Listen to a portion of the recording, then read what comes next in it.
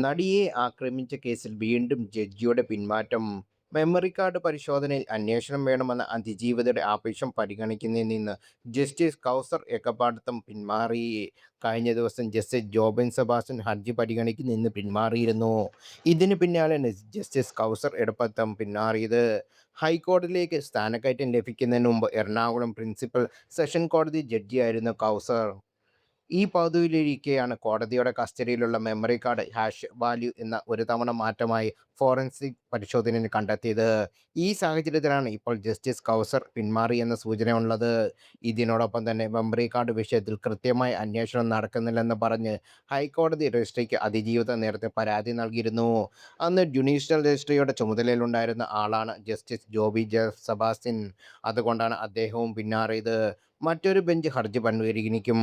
അതിജീവിതയ്ക്ക് നീതി നിഷേധം എന്ന അഭിപ്രായങ്ങൾ വരുന്നുണ്ട്. ടാപ്പിംഗ് ആർട്ടിസ്റ്റ് ഭാഗ്യലക്ഷ്മി വിഷയത്തിൽ പ്രതികരിച്ച് എത്തിയിട്ടുണ്ട്.